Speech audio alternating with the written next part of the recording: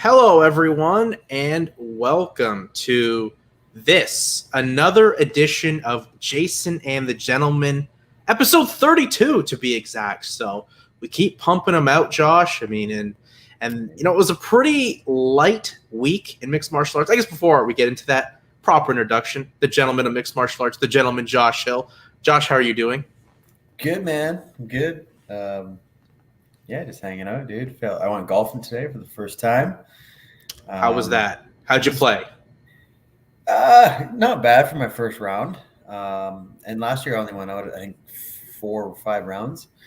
But yeah, and I've seen how the arm would feel, but it felt fine, felt good. But yeah, shot what did I shoot? 93. That's not bad. Which for me, I mean, for the first round, it's pretty decent. I'm not a great golfer, but like anywhere from like high 80s, low 90s is my average. That's not bad, honestly. Yeah. Like depending on the course you're at too. Like, dude, yeah. I haven't played golf in like 10 years. Really? I would probably be like high hundreds. So that's actually pretty impressive. In my opinion, I think you did quite well out there on the links. And we're talking a little off here. You look very summery, Josh. You're enjoying the nice weather we had here in Ontario. Oh yeah, buddy. I'm here to stay. I ain't going back. Like I was saying, it's summertime, and I'm gonna have fun with it.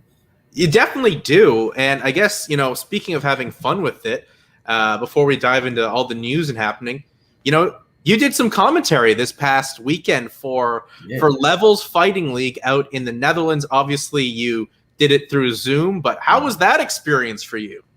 It was cool, man. It was different, I've never done it via Zoom before, in my basement watching a live fight.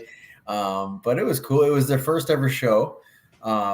So obviously they're just starting out. They're going to have some things they got to tweak and whatnot and improve on. But overall, man, they were good. Some of the fights were great. And the people there, like, they're super nice.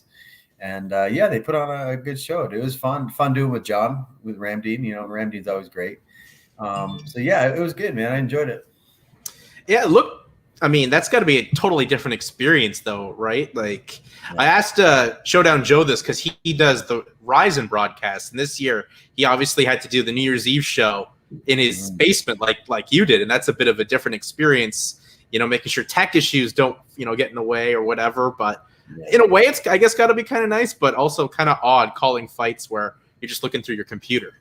Yeah, I mean, it's not the same, dude. I mean, it's fun, don't get me wrong, but like, hands down, I'd rather be in person, watching it live and be able to interact with people face to face. I don't like doing things over a computer unless we have to. I'm an in-person guy. You know what I mean? I'd much rather do that, but can't really just fly out to Amsterdam. No, not right now. Yeah, but it was good. Yeah, from what I caught, like, the fights looked pretty great. I mean, the main event had a kind of crazy finish where the one fighter got dumped and then got it at the back and got a rear naked choke finish. Yeah, the one guy is, I guess, just super, super well known out there in the Dutch community. High level wrestler, got a nice, huge high crotch takedown, and instantly his opponent, was it Valentine was his name.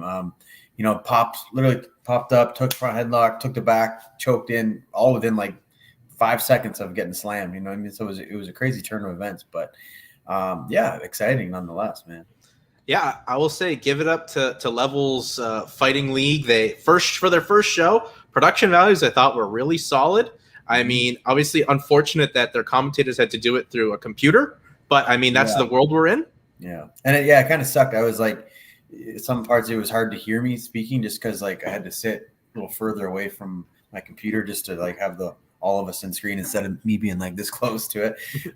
And we didn't have like, high level production of audio equipment, or anything like that. But overall, man, it was, I think they did a good job, and it was pretty cool to do it like that. Well, if you get more gigs like that, Josh, we'll get you a Yeti microphone. That is the number one. Yeti? It's called Yeti. It's a very affordable. It's the microphone I'm using right now. It's very affordable. It's like perfect for podcasts or anything. You can set it up to any way for audio. If you continue to do these Zoom commentary gigs, we'll get you a Yeti one. It's like Is it pretty the same affordable. company that does like the Yeti coolers and shit? Or No, it is not the same company that does the Yeti coolers. All right. Unfortunately. Yeah. But maybe get yourself a Yeti cooler beside your Yeti microphone. You can pound a few while you're doing a show, baby. My buddy, we were golfing with. He had a Yeti cooler in his trunk, and it was, this big, not big, but he's like, how much does that cost? He's like $300. I'm like, Jesus Christ, man, those things are expensive. The cups themselves are very expensive for a cup, but it keeps the water or your hot drink hot and cold. Yeah, they're good, man. I mean, they work, right? But yeah, definitely. I bought my wife one once. She does enjoy it. I think I bought her. I think Yeti makes one for like putting wine in the summer, so it keeps the wine cool. I'm not a wine guy, but I could put beer in there. That'd be cool. You can put beer in a lot of things, Josh.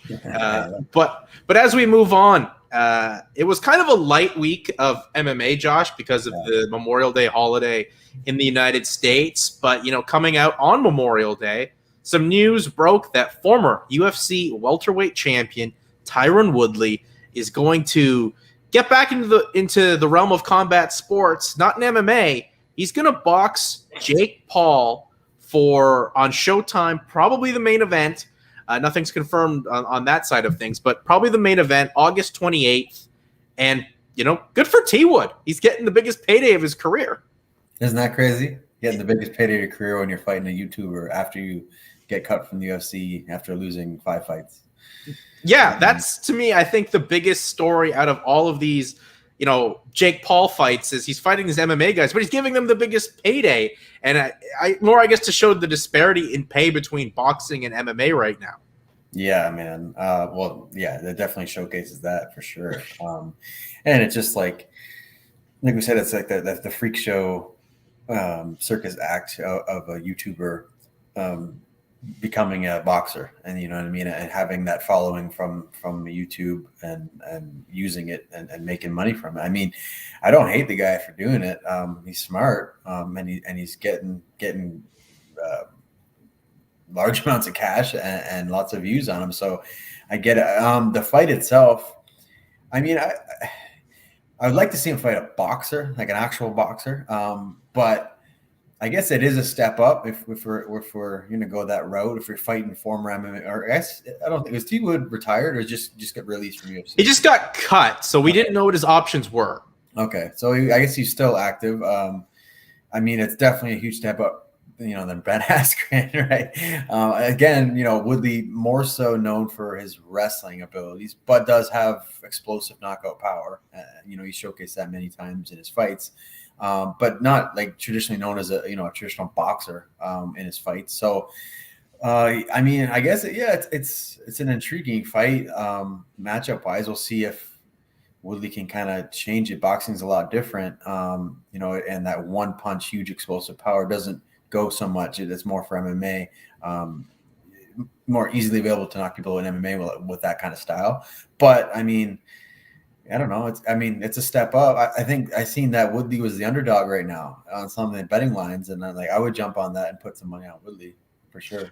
For sure, right now, because I think as we get closer to the fight, as it's been reported that this will be at the end of August, August 28th. So I think the odds will get a little bit more even.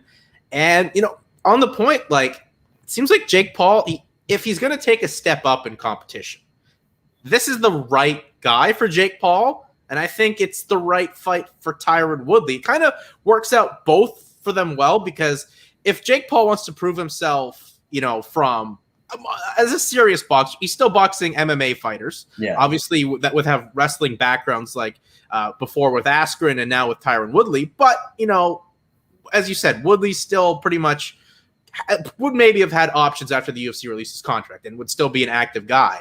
This is the perfect guy. Sure, he's coming off a losing streak in the UFC, but I mean, he's fighting killers, right? Fighting killers, yeah. And even that last fight, he said he was coming out and he was gonna fight like he used to, and and he did. He fought fucking Luke, right? And he almost knocked him out early, and then kind of went in for the kill and got caught himself, and then finished. So, he's still a top level guy. I mean, he's a little bit older now, obviously. Probably a little bit slower than he was, in his prime years. but he still has that power, and he's still a freaking explosive athlete, man. One of the most explosive guys they've had. So it is make for an interesting fight. If I was to bet on it, even without the odds, I would think Woodley would win. I know Paul has shown that he's got some skills, but I think, when you have years and years as a combat athlete, I think, it takes a long time to get that shit. And I think if this fight goes past, that first round, even, I think Woodley benefits from that. I think a lot of people are really writing off Tyron Woodley. Like, we remember, like, Tyron Woodley had some very devastating knockouts in his, like, early UFC fights, like the Jay Haran fight, the Josh Koscheck fight. Like, and as good of a boxer as, Paul is, like, sure, he's fought, a basketball player and pretty much got a MMA fighter that had hip surgery, so had zero movement. And it was kind of just a sitting target. Striking. Garbage. Yeah. And the worst striking MMA's ever seen, for an elite level fighter. Tyron Woodley, I think, can really push him and maybe gets the knockout. Like, I think this is more of a risk for Jake Paul because he's built this brand up so well, and if he loses and if he gets knocked out in devastating fashion, like, that to me seems kind of it for him. The more I think about it, the more I see Tyron winning, no problem, man. Like, I just thinking about his fights, even some of recent. Look at the ones that he has lost. Other than the one we just spoke about, but like the Colby Covington just outworked him, out-wrestled him for however many rounds until he finished him on the ground. Usman just out-wrestled the shit out of him to win the belt. And then there's another one in there. I can't remember who it was too. Oh, he fought Gilbert Burns. Oh yeah, Gilbert Burns, right? And another killer too, right? So yeah, man. I mean, I definitely gonna put money down on Woodley because I just don't see him really losing this fight unless something crazy happens. But I just see even a skill set for skill set, especially even with the bigger gloves on. He's used to getting hit with these 4-ouncers, so now he's going to put on probably, I don't know if they use 12s, 10s, 12s. I believe they're 10 for this fight. So, I mean, even that will benefit him, I think. So, yeah, interesting fight. I'll definitely watch it. But yeah, I'm picking Woodley all day. I would lean with Woodley right now, and like you said, the betting odds have Woodley as such a dog, so definitely get in on the action now, Josh, while you can, and maybe really cash in on T Wood. But yeah, I just think, bro, I don't bet a lot. I don't bet ever. No, I don't bet on anything because I know if I have success, it could turn into a problem. So I just leave that aside. But honestly, I think this is, and also like this is a chance for Woodley to rebuild his reputation because sure, he had those, bad fights, but just how he came across during his title run, where he maybe thought he was a bigger star than he was, and just how he maybe acted and maybe rubbed some people the wrong way, both fans and the brass up in the UFC. He goes out there and knocks out Jake Paul. Like, he's won all the MMA fans back, and finally MMA gets a win in this Jake Paul tour de force of beating MMA people. Yeah, he might be like, the guy that just closed the book on this craziness. You know what I mean? So that could definitely, I think it's a win-win for him because he's definitely towards the end of his career, right? Not with the UFC anymore. Coming off 4 losses in a row, and this is going to be his biggest payday. And fighting a guy that has 3 fights, 3 boxing fights, and I don't know how many fights Woodley's had, but like the guy's had a lot, been a world champ, wrestled his whole life, a freak athlete. So yeah, I think this is a no-brainer. I would definitely take that as well if I was in his position. So I think it's a win-win for him. I mean, even if he loses, he's, just put another L beside his name after the last 4. People kind of wrote him off already. I don't know why, but I guess I understand why. But I think it's a win-win for him. I mean, if he loses, it would probably end any chance he ever gets a big deal for another MMA promotion or anything like that. Probably. But he comes away with, as you said, the biggest payday of his career because the reports for the Askren fight were both around $500,000, which is, astronomical in the realm of MMA. And I believe T Wood, the biggest he made was for when he beat Darren Till, somewhere like he his show was like 500 or 400,000, and he got like a 40K bonus. So that'd be the biggest he ever made when he beat Darren Till, his last title defense before he lost it to Kamaru Usman. But I think the real winners here are going to be Showtime, because the Paul brothers are with Showtime now. I mean, Logan this weekend is exhibition boxing Floyd Mayweather on a rare Sunday boxing pay-per-view. But I mean, Showtime, they're now the ones that have invested into this, Paul brother madness, which is kind of crazy for such a respected boxing channel, but that's where the trend is right now in boxing. Yeah, I think they're just going where the following the money, man. Yeah, exactly. Follow the money. I mean, it's just the way it is now. Whether it's for good or bad, but the craziness is kind of taken over, and is gone beyond the purest part of the sport, and where there's viewership, where there's draw, where there's attention, whether it's good or bad, that's kind of where it goes, right? So yeah, I mean, that's big for them. Showtime, being with those guys, a lot of people are going to watch this. It's maybe going to be big as well for Bellator with the rub that's going to be on there, and maybe get you guys some extra little showcase or whatnot with some promos on a show like Mayweather Paul this weekend, which is going to do crazy pay-per-view business. Yeah, absolutely. The more eyes on that, the more eyes will be on other organizations that are on that channel, right? What is crazy to me, though, is it was Triller that created this circus atmosphere for boxing, and pretty much we're basing it on the Paul brothers. And then now Jake Paul has left. He signed with Showtime, his brother's with Showtime. Oh, so the Woodley Paul is not on Triller? No, it's going to be Showtime. Oh, it's going to be Showtime, totally. Okay, so Triller's just gone? Triller is around, but it's like Triller is now turning into the respected boxing organization, because they have a big pay-per-view with Teofimo Lopez June 19th, which is, he's one of the more respected boxers.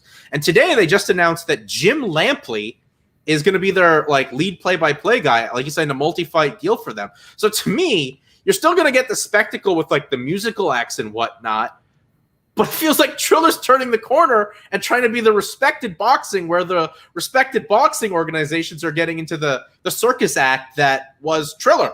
So no more like Snoop Dogg and De La Hoya and Mario Lopez. Well, definitely not De La Hoya, because I don't think there's any way they can bring him back. Plus, he should be preparing for a fight that we don't know his opponent yet. Maybe we'll find out on this Triller pay-per-view. GSP, was that a rumor? That was a rumor. That was probably going to happen, but UFC shut that down. Well, the UFC shut that down. Because GSP, I guess, owes them fights or something. He's under a UFC contract, so the UFC's said, no, you can't have that happen. Plus, also, Dana hates Oscar, so there's no way he's letting George St. Pierre do anything with Oscar. So all the more reason let him go beat him up. But unless UFC's getting a piece of that pie, there's no way they're not, and they're not going to work together. Yeah, man, that's. I mean, just let the guy's retired. He's not fighting MMA anymore. Let him go and let him do his own thing. Whatever that is. I agree. Plus, it was like GSP's made it clear that Oscar De La Hoya was his idol, so it'd be an exhibition fight. But you know what? The UFC's going to UFC. Dana's got a grudge against you. He's going to hold it, and he's holding it now and affecting George St. Pierre in some financial side of things. I mean, it's not like GSP needed it. Like, he's doing quite well. Plus, these gambling ads that you see that he's a part of, or this betting app he's a part of here in Canada, plus doing UFC broadcasts on RDS, the French version of TSN. But they're gonna have that. But I don't know, I just find it interesting that Triller is kind of smartened up, acting up a little nicer. I mean, maybe we'll get a Mario Lopez. We're definitely not gonna have as much of a train wreck as what we had at the last one, where you could see respected boxing people like Al Bernstein were like, what the hell have I signed up for? Yeah. I get it. Is that but then you're watching freak show fights, right? So it made sense, because it just, but now it's going to be crazy commentary, but regular fights, a professional fight. I don't know, man. I don't know. Well, they still have Evander Holyfield and things like that to draw the eye of people coming in for some of the lineups that they have, but they're going to have Jim Lampley on there. So they're at least trying to win the fan base in the boxing side that was totally against everything they were doing, and they're trying to get them to come on over. So I just find it very interesting. at Triller's mentality right now. Flip flop, yeah. It's wild and crazy, but so is boxing. Like what a year boxing's happened to. Yeah, I mean boxing. I don't know, man. I like boxing. I've never been a huge I don't follow it like crazy, like I do MMA. I respect the hell of it, and I like watching it here and there. But yeah, I still don't understand how these guys making so much money. I guess there's still a huge boxing following out there, man. You don't hear about it as much. I guess maybe just because I'm so saturated in the MMA world and people around me, so I don't hear about the boxing as much. But yeah, they're still able to pay these guys, man. It's a big dough, and it'd be nice if the MMA guys could get pies like that, Well, it's crazy too because as you know, the purses are so big for some of these top tier boxers, but the interest from the networks is all there because Triller's doing their thing. You have Fox/Showtime doing PBC. Top Rank's invested like heavily with ESPN. I mean, like there's more boxing now than it seems like there's been in the last like 30 years available readily for fans. Yeah, except what's it called? Stopped HBO, right? Yeah, so HBO's dead, but that let DAZN into the fixture as well. Yeah. DAZN, like that's their bread and butter. That's the only reason in the United States you would need DAZN is for a big boxing fight like they had a couple weekends ago with Canelo and Devin Haney fought last weekend. So I don't know. It just I think that's also what's helping generate some revenue for the fighters too. Is just the rights fees they're paying to broadcast it, and the trickle down effect. Yeah. I mean, cool. I mean, how come we don't see that in MMA as much? Because that's just how it. I guess it is in MMA with just promoters and promotions versus sanctioning bodies. I mean, I guess the boxing scene, while they pay their fighters better and everything, and they are protected under the Ali Act as well, they still have some terrible politics. If that was MMA, like you would have killed the sport, right away as it was getting going. Because, like, look, we were supposed to get the heavyweight champion unification fight. Anthony Joshua versus Tyson Fury, but court injunctions got in the way. So now there's a mandatory rematch for Tyson Fury to have against Deontay Wilder. I'm like, there's just so much like that stuff that hurts boxing being 10 times bigger than it is right now. Yeah, I know, man. When you get these suits involved too much, it fucks everything up, It really does. I mean, the way I just looked at it, like I wasn't shocked about that announcement. I was like, boxing politics is always going to boxing politic. It's always been there though since day one. You know what I mean? Right when there was a chance to make money on it, that's when it started. Yeah, exactly. So I don't know. I mean, at least we'll get some good fights out of that. But still, you could have had a true undisputed freaking champion in boxing at heavyweight for the first time in years. Forever, but boxing's not going to let that happen. So. I know. Well, nice little boxing discussion here, Josh. I know you don't follow it that much. I mean, it's tough to keep up with, especially with all the MMA side of things going on. But keeping up with MMA, though, Josh, tonight, actually, like literally in a couple minutes from after we're done this show, it's the return of the Ultimate Fighter, Josh. Oh, that's tonight, eh? Season 29. Oh, my God. Season 29 with Alexander Volkanovski, Brian Ortega as coaches. We got bantamweights. We got middleweights. Why do we got TUF? I mean, I think that's the big question. It's really just there for, filling up some time on ESPN Plus. I mean, Dana loves the concept. I don't know if we need it, but I'm expecting we'll get some good fights out of it, especially the bantamweight side of things. Yeah, I don't know why we need it or why they want. I think they just got a sweet spot because it was the thing that kind of saved them. You know what I mean? In the early days. But yeah, season 29. Back after like a 3-year layoff. Yeah, like I just don't see they're oversaturated with fighters as it is, right? On their roster, and then with the Contender Series, it's just pumping guys in there too. So it's just like to add these guys as well. It's just more, guys kind of sitting on the shelf. We're just going to get, less fights throughout the year, or guys cut, right? So I don't know. I mean, maybe you're right. They just wanted more TV time, something to put out there on ESPN or whatnot. Yeah, the fights itself, I don't know. I haven't followed any of the middleweights at all, really. I don't really know who's on there, but for bantamweights, I was looking at that more closely. I know 3 guys on the show: Vinny Murdoch, Ricky Turcos, and Josh Reddinghouse. Yep. So that it should be interested. I'm pumped for all those guys and see how they do. Yeah, because I mean, it's anytime I see bantamweights fight, I want to tune in, right? My weight class. Yeah, I would say Murdoch's probably the favorite to win bantamweight, considering like he did have a contract signed with the UFC, but they reneged because of his like brain cancer or brain surgery he had to have. But I mean, he's got a lot of experience, and Reddinghouse as well. Like that's a guy the UFC could have signed outright too. Yeah. Vinny had some the health issues with the brain, and then he got over that, recovered, and then he went on the Contender Series too.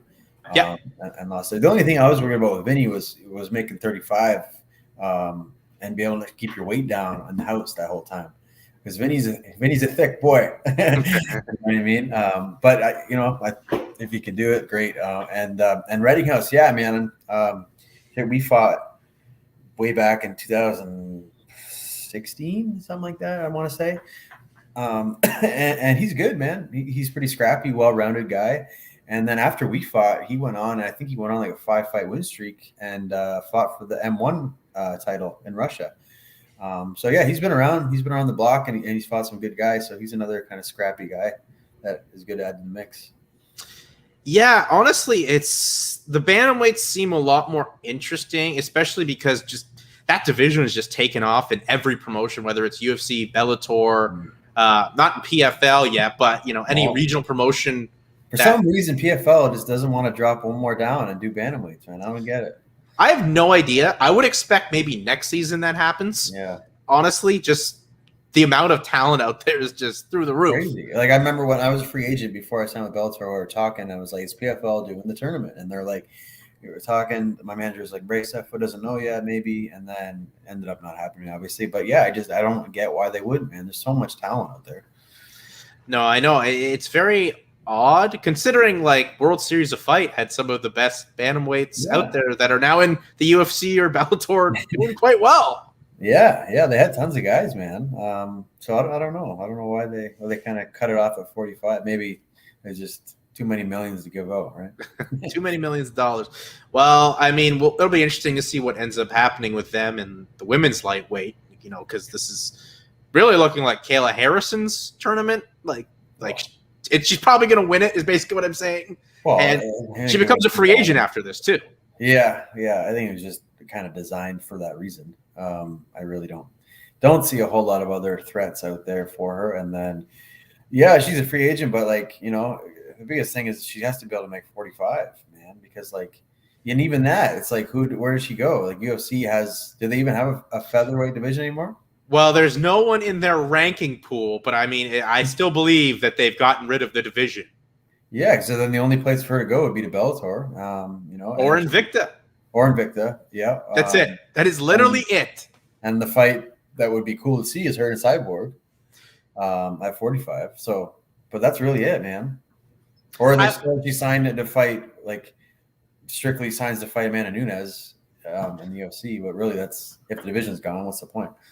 Well, and the Nunes thing too is, while it'd be a great fight, it's like they train together, they're friends, and that really never works out either. No. So if I'm, Bellator, I'm throwing money at her to fight Cyborg. Yeah. Even if it's a catch weight at 150 or something. Yeah, I guess it wouldn't be for the belt then. Of course not. Yeah. It'd still be a big super fight, I guess. Yeah.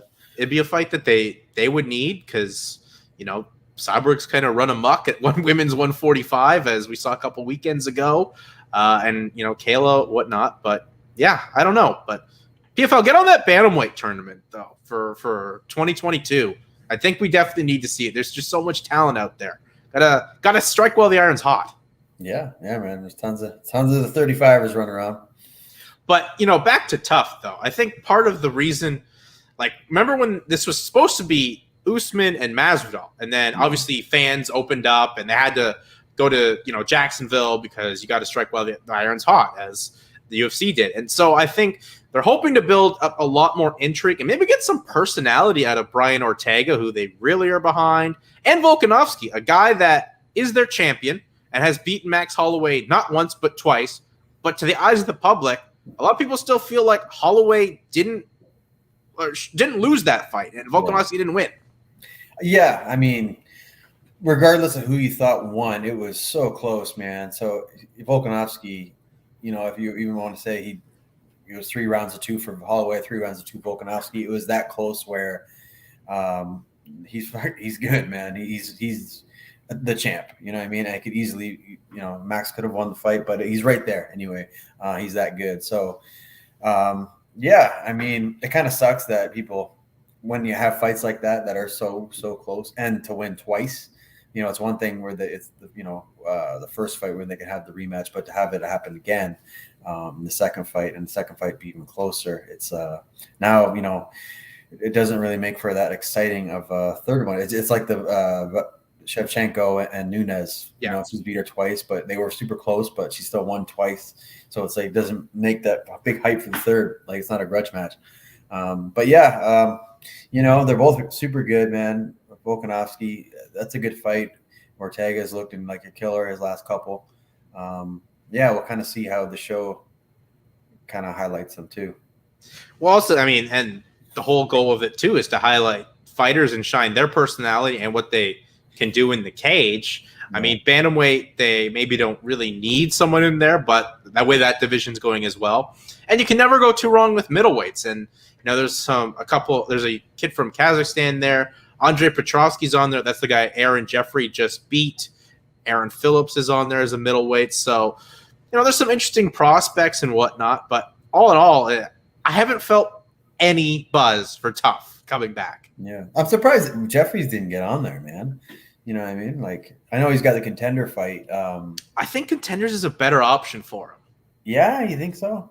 I think it's an easier route because you have one fight and you win. I mean, you win. You still don't know if you got a thing, but true. I think TUF is like I think you'd have you build more of a fan base from TUF, I believe. Well, I mean, you were on the show. I mean, did you feel like you gained more of a fan base with your time on the show, Josh? Probably, but I came at a time where it was like I remember I got Instagram like after the show, like all that kind of stuff, and Twitter and all that kind of stuff after. It wasn't social media was still kind of like starting to build, you know what I mean? So I kind of like missed the boat on that, if that was the goal of some people. But it definitely helped for sure. You can definitely build a name. I think like I'm one of those guys with TUF. Like, I stopped watching TUF after like season 5, really, and I watched a couple episodes here and there of other ones, but like I stopped following it. You know what I mean? And I think that happened as the seasons went on, and just like the viewership kind of declined. I think anyway, maybe not if you look at the numbers, but it just becomes one of those things where it just kind of it ran its course in my mind anyway. But they feel it's good enough to bring it back, so.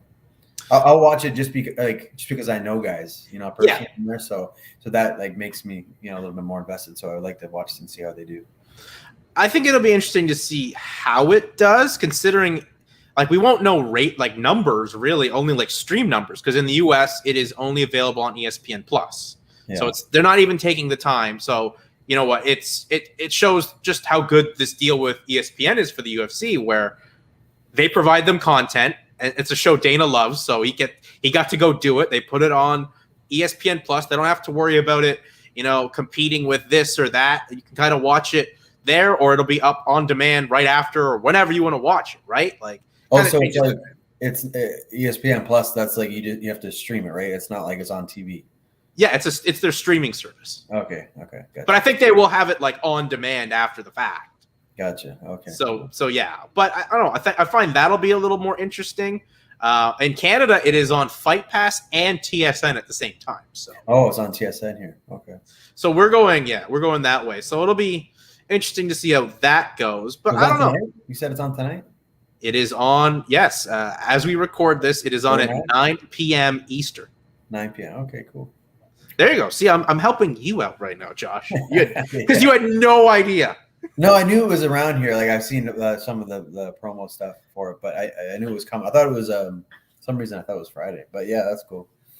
Well, you know what? Tuesday's the perfect night too, I guess. You know, not Was it much. always Tuesdays though? I thought it was Wednesdays. I can't remember. I feel like they've moved the days around to that show so many times. For some reason I always like I remember my season. I thought it was Wednesdays, but I could be mistaken. Maybe your season. I remember when it was on Spike, like during its heyday, it was like Thursday nights. Thursday, was it? Yeah. I remember that. But I don't know. It'll be interesting to see how they do with it. But, you know, to your point on Aaron Jeffries, like, I thought for sure they would have offered him a tough spot. But I feel, I guess, you know, Contender Series is maybe the better option. And, you know, you find out right away if they want you or not, instead of like, you know, a month or so away, and then you got to wait. And these fights are taped. So true. That's true. Yeah. I mean, just, maybe he's already been on the Contender Series once. So I thought maybe TUF would be a different, better route, but you know, whatever, doesn't matter.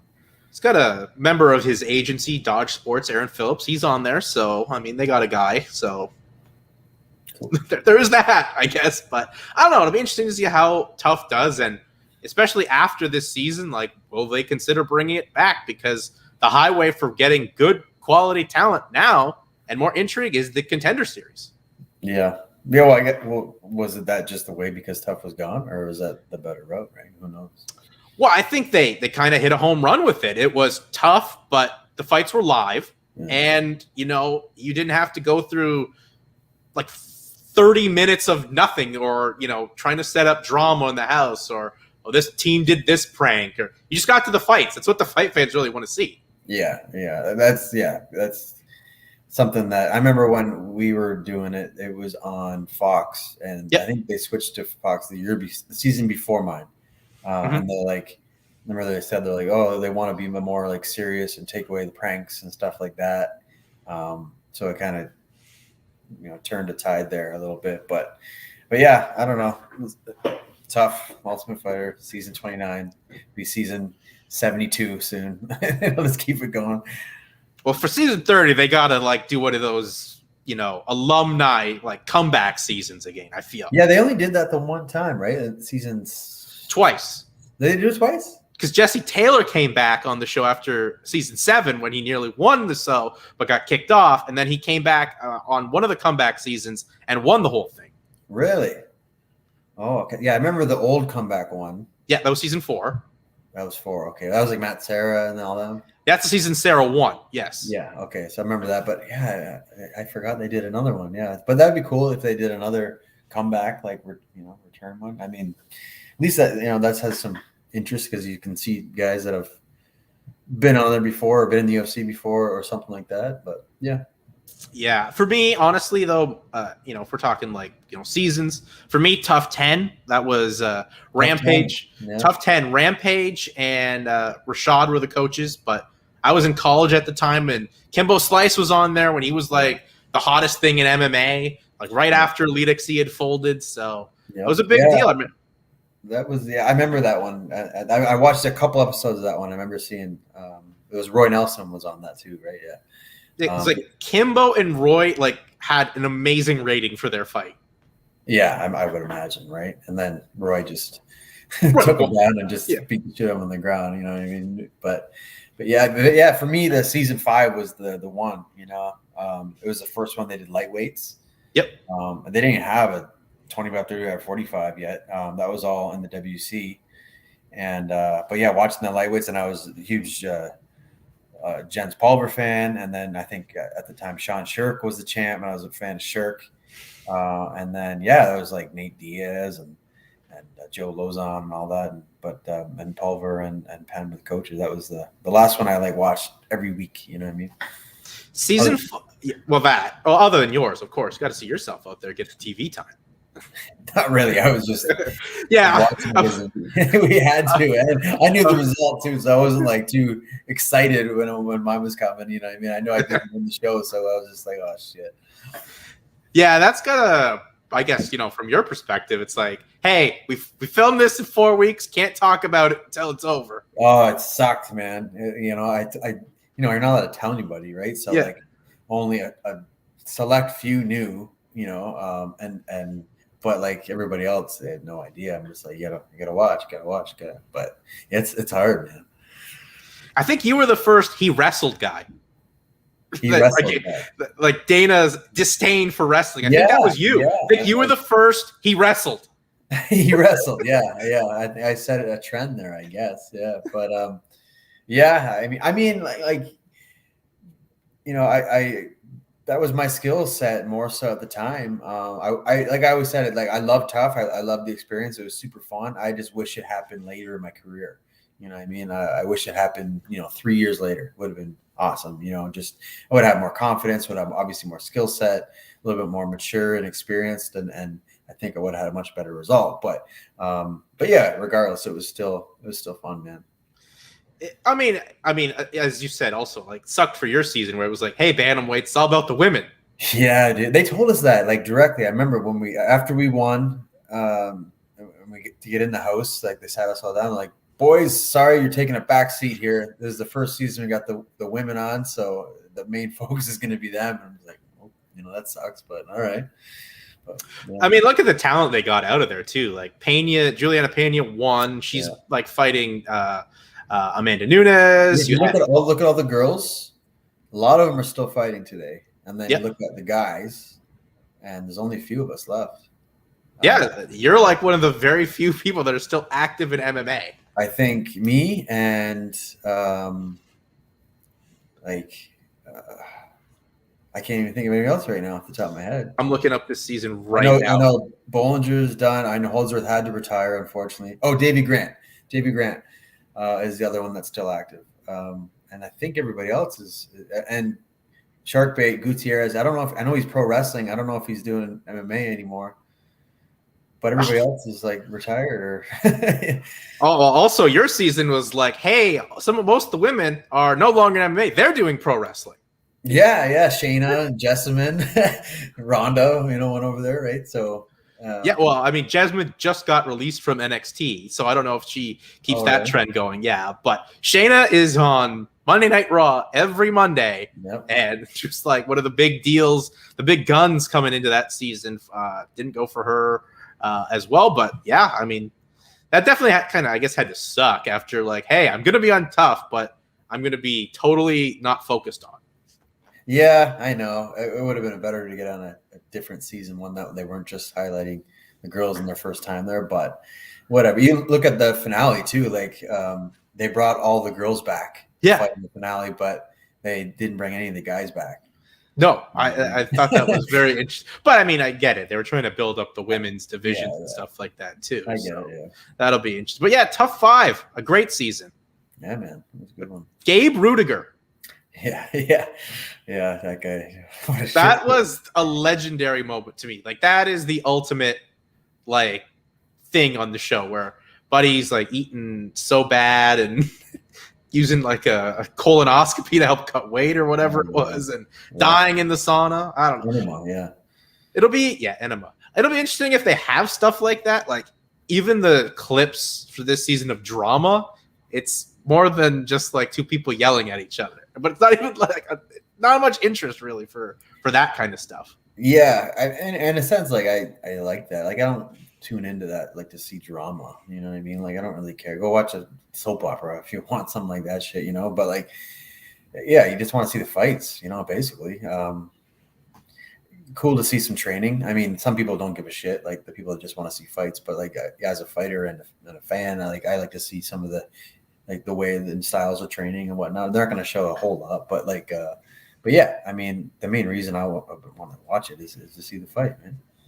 Yeah, same with me. It'll be interesting to see who comes out and wins and is the favorites because and obviously you're watching with a different interest because as you said, 3 fighters on the show. Yeah, exactly. I'm going Vinny. I think Vinny's got it. I seen his post after he got out, and he just looked really happy. And he, like, you know what I mean. And so I mean, he doesn't say anything or anything like that. But I'm guessing, and he'd probably be one of the favorites too. I know Vinny very well, and he's good. Vinny's a good fighter. He's good everywhere. So I think it's definitely him as my favorite. Though I'm not counting out Mitch Raposo, who's like this young kid that just looks really complete.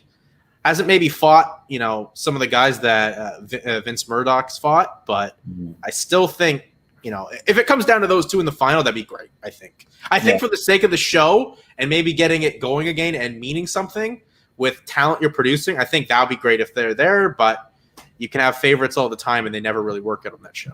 No, it's such a different thing, man. It's not like you're away from everything. You're away from your family, away from your friends. You have none of your coaches, none of your training partners, none of your gyms, your amenities. Everything's, you're training with the guys you're going to be fighting. You're sleeping beside the guy you're fighting. You know what I mean? Yeah, you got to be able to cut weight in 24 hours and to fight. So it's like, I mean, everybody's in the same boat, but it's different, man. And it's tough for a lot of people, and it's not just physically tough; it's mentally, taxing as well. So it's a cool concept, but it's not ideal. I mean, and they make it that way, obviously. But yeah, it's different, man. But I mean, I'm burnt out from the Ultimate Fighters. I have been, but at the end of the day, it's good. There's more fights. That's more opportunity for fighters, more MMA content. So overall, it's a good thing, right? Yeah, I mean, I will watch. I think even the MMA hardcores are gonna probably at least watch the premiere and see if they can remember to stick their way through and watch every Tuesday at 9 Eastern. But I don't know, I'm interested. I'm excited to see it. I think obviously, the Trojan horse is always building up the coaches fight and hopefully get some shine on Volkanovski and Ortega, as we talked about earlier. But as we have like 15 minutes left here, Josh, I mean, you did some commentary last week from Zoom, but this week, Josh, we're going to Vancouver. It's BTC 10, and we're getting to you're getting to leave Ontario yet again. Thank Christ. to Vancouver to call fights with BTC 10, and this is a solid looking card, Josh. As there's a little different from them. Obviously, like 15 fighters are making their professional debuts, but I think a lot of debuters, and our friends over at the BFL, they've got themselves a sensational card. Yeah. But I think if you look at the way it's maybe reversed, they've got the house, but BTC is building the foundation for the next wave of Canadian mixed martial artists. Yeah, we talked about that with Beavers, majority of these guys on this card are making their debut or 1-0, 0-1, 1-1, very, very minimal records. But that, I mean, it's hard. That's why we did our interviews and stuff, just to get some more content on these guys, to get to know them a little better, because we didn't have much to go off of. But I think overall that'll help later on. Like you said, it'll pay dividends later. We're going to build up these guys, and we're kind of going to create BTC superstars. You know what I mean? And build them up and help send them off to the biggest shows, hopefully. So yeah, I think it's pretty cool, and I'm just pumped to call some fights finally and be in the actual, see it live instead of on a screen. And yeah, man, that'll be good. I'm stoked for it. And there's some good fights on there too, you know what I mean? And especially after we talk to some of them, they may be more interested and excited. I think the main event is going to be fantastic between Lucas Neufeld and Joshua Kwiatkowski. Like, these guys, they seem like to have a little bit of bad blood, but like respect each other a lot. And I think they're just willing to go out there and put on a great fight. Yeah. There was I wouldn't say there was like bad blood, but you could tell that there was like they both know they're good. You know what I mean? Yeah. They both know each other. They're good. They respect each other, but they know they can beat the other guy, right? Yeah, that's a good fight, man. Both guys, I think. I think that first round is going to be a very high-paced first round, and we'll kind of see how it goes from there. But I definitely see some action in that first one with those two. I'm very excited for it too, because you have Kwiatkowski, who's got a lot of power in his hand and can end a fight early. His last fight, he did got a victory at Rise in March, pretty much the Travis Brown, Josh Barnett way, where his opponent went to try to take him down, but he was given the elbows at the side of the fence. Whereas Lucas Neufeld, he kind of lives up to his nickname. He's the Wild Thing. Came out his last fight back in January of 2020. With the Ricky Wild Thing Vaughn jersey, but put out a solid submission game. Yeah, he's got to do those sideburns, man. The Thunderbolts. Or no, he did the side of his head, right? Wasn't it? I believe so. He should get those, man. But yeah, he had the jersey. You better be walking out with that again. But he's good, man. He looks like he's very scrappy, well-rounded. like you said, that energetic, puts on that frantic pace on guys. And yeah, I think he's 4-1, I believe. And his only loss was to, what's that guy's name? He's good. Jordan Levitt, the Monkey Kings, right. The guy that beat Matt Wyman by slam. Right. And I think he went to a decision with him too, I believe, if I'm correct. So yeah, I mean, he's 4-1, but one losses to a decent opponent. So yeah, that's a good one, man. That's a good fight. I'm very excited for that. I think the show's going to do really well. I think it's going to be great it's, as you said, it's going to be great to call fights. It's going to be great to see fights in person. And I'm expecting, a lot. Like, I think our opening fight with Paul Fisher out there is going to be against Dylan McIlvaney. Like, I think that's going to be a great fight to kick off the night, because when Paul fought for BTC at BTC 6, he set the tone for a great night of fights, and I think he'll do the same come this Saturday in Vancouver. Yeah. We don't know a whole lot about McIlvaney, but it kind of depends on your dance partner. But that Paul Fisher is definitely one half of that, and we've seen his fight with Tiche.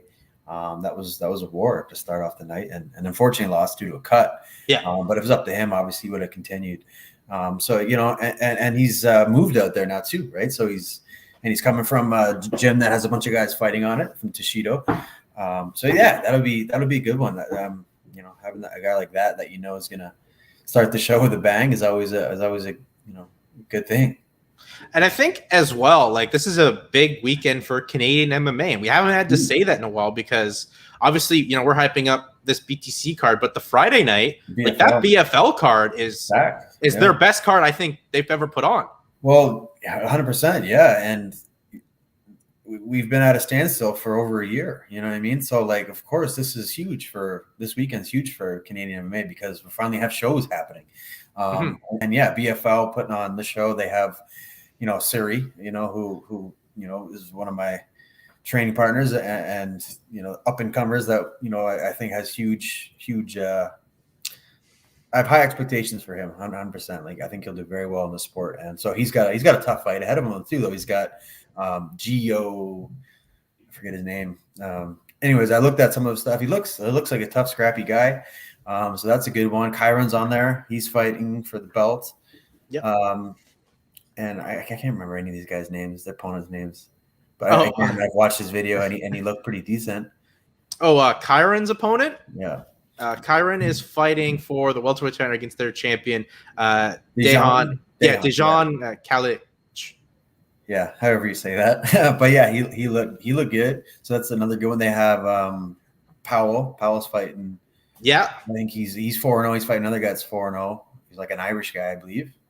Yeah, that's going to be a really interesting fight at lightweight, because Dario Sinagoga, like, he looked fantastic. Like, he put away Craig Shintani away in the first round at the last BFL show on their debut on Fight Pass, and it brings up kind of that striker grappler fight for that fight, because Zach loves to take it to the ground. Yeah. Like, what he did to Adam DeFreitas was kind of mind-blowing to me, honestly, because DeFreitas is such a well-known guy for his jiu-jitsu, and Zach, did well against him. Zach's taken a fight, during the pandemic out in the great state of Alabama, so now he gets to fight back home and fighting for a lightweight title. Like, this to me is the fight to help get Zach to the next level, and same with Dario.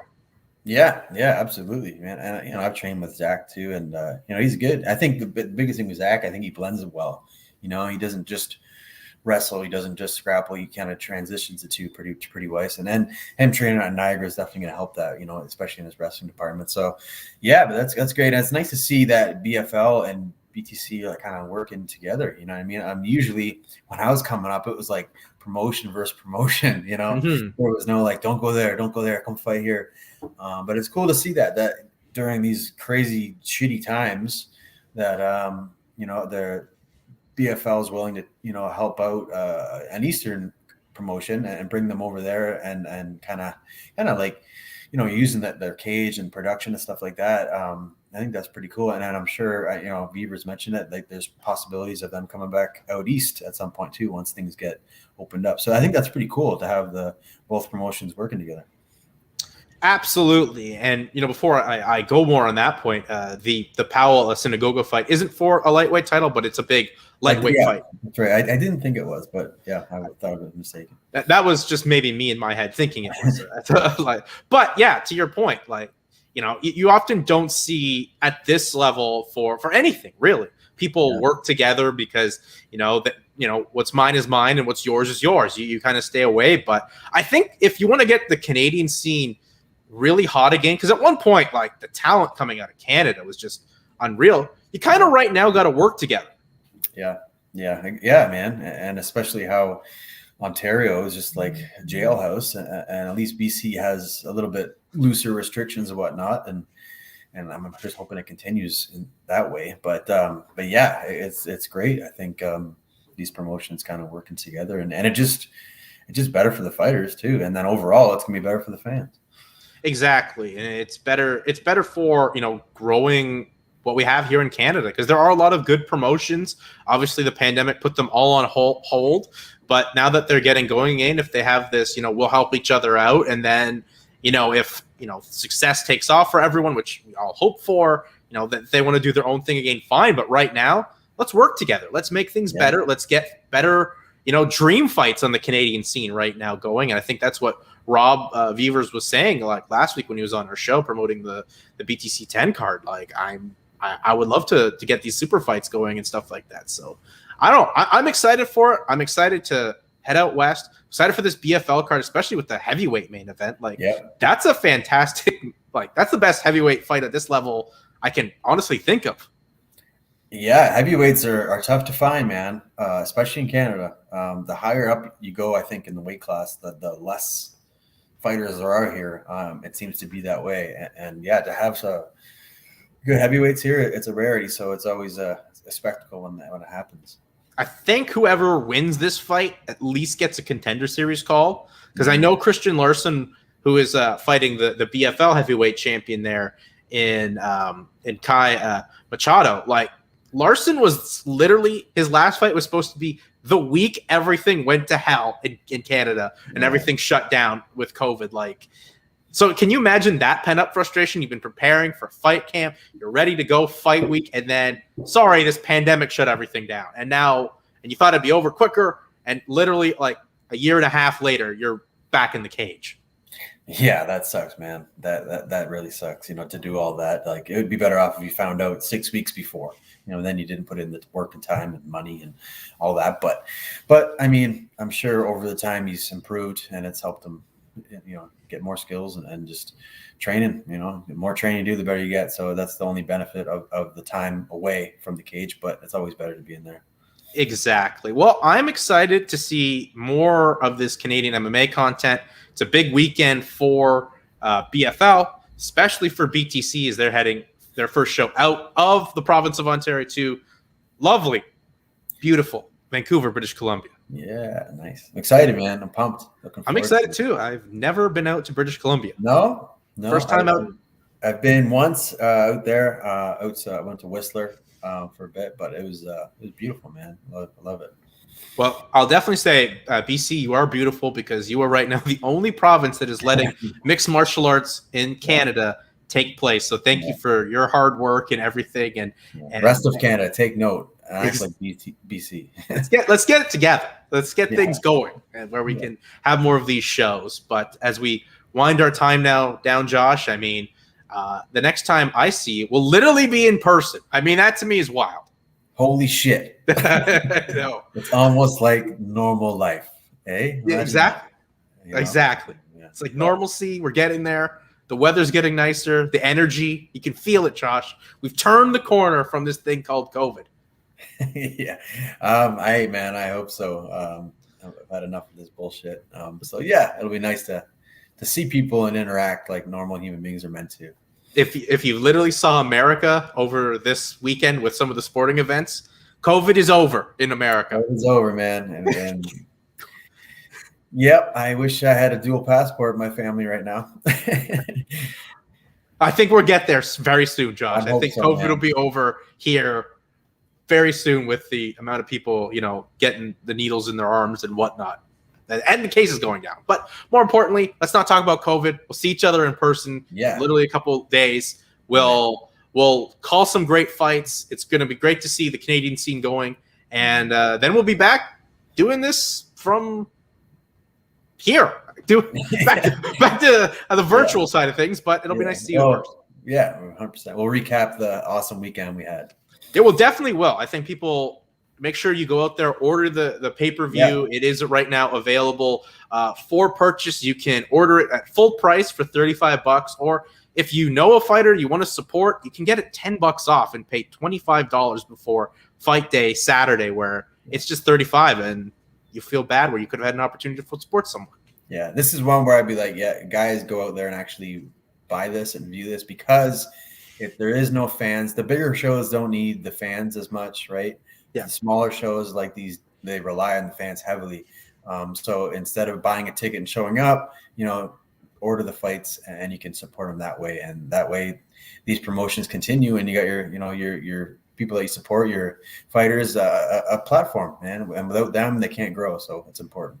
Exactly. I think that's the big key as well, is there are no fans for this event, as we're still not at that stage here in Canada. But you know what? We get fights. So if you want to support the regional scene in Canada, order the pay-per-view, support a fighter if you know someone that you want to support, or spend the $35 and you'll watch some of the best up-and-comers in Canadian mixed martial arts. So with that, my broadcast partner, my co-host, the gentleman Josh Hill, plug your Instagram where people can see your sweet memes and your lunchable posts.